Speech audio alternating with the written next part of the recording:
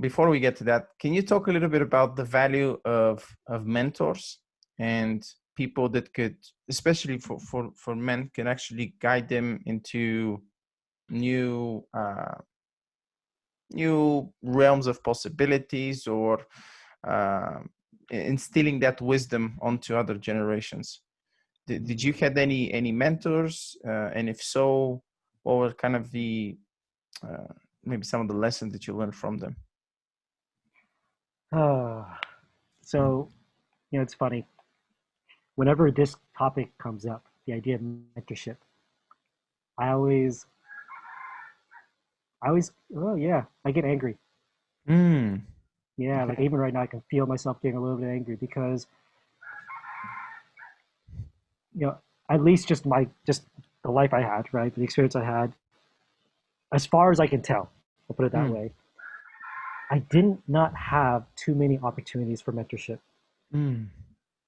right? And to me, mentorship is very connected, not necessarily, but to me, generally, it's very connected to elders, Mm. right? Like, like, I mean, the definition of a mentor, I'm sure there's more, but it's like someone who has experience and wisdom who can who can share it to this person to help what they're doing be better, right? It's Mm. probably the simplest answer. Yeah. Um, and a lot of that, and not necessarily, right? I mean, I could be mentored by someone younger than me about something specific, right?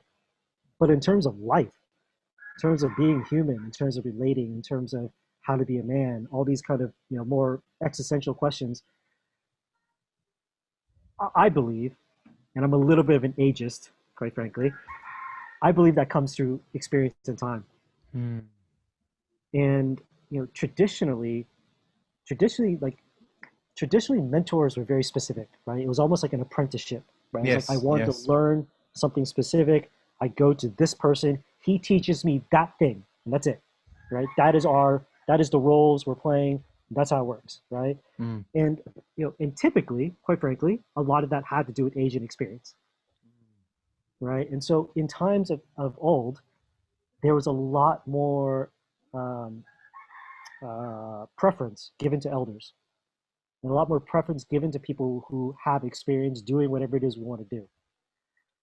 I feel like today in our culture, we've kind of lost that a little bit. Mm. Amen to And that. so, yeah. And so, like, for example, myself, as an example, I grew up my entire life with no real time, again, as far as I can remember, right?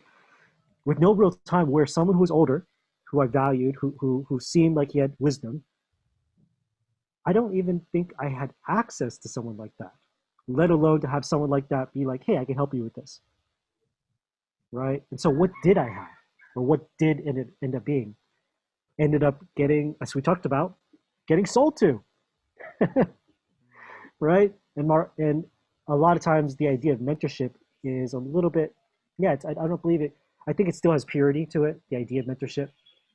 I think that a lot of times what we are getting, from courses or from webinars, things like that, it feels like something similar, but there's something very powerful and something very potent that comes through a very an intentional mentor-mentee relationship.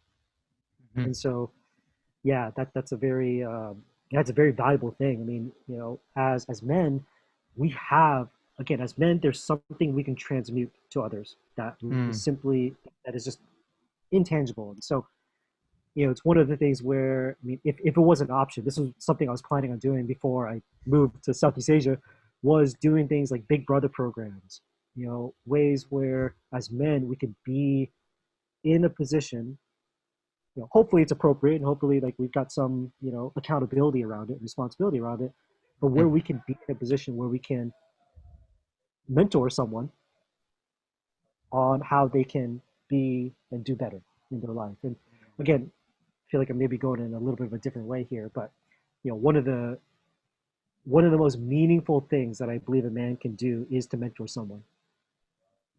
Hopefully it's mentoring them in something that like comes from the heart, that is embodied, that's just kind of Yeah. coming out, Yeah. Yeah. right? Yeah. Mm-hmm. Mm-hmm. Um, you know, and even still, there is a lot of wisdom that someone who's in their 20s can pass on to someone who's in their teens. Yeah. And, all the different levels. And so, yeah, whether it's called mentorship, whether it's called coaching or consulting or guidance or whatever it is, Mm-hmm. you know, there's a lot to be said about experience. And, you know, yeah, that's what I'll say Mm. about that. Mm. I'm very grateful that we dove into this, because this is such an important topic that is not really talked about enough. I think as boys, again, from my experience, I've always had this kind of yearning for my manhood, even though I didn't know it at the times and I couldn't really verbalize it in a way.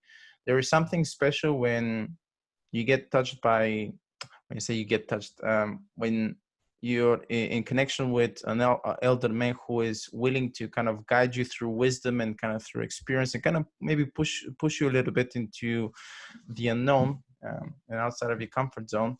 That is truly magical. I recently signed up to this mentorship course by Sacred Sons, so to Mm, mentor younger men, like mm, teenage 11 to 19. I'm really excited for this, man. I think nice, nice. yeah, this is a way to give back. And I think we kind of lost a little bit of this elders. I spoke to Kevin Oros recently as well. He was kind of talking the fact that we've lost a little bit of the elders who are, initiating men into rites of passage, ushering them into manhood. And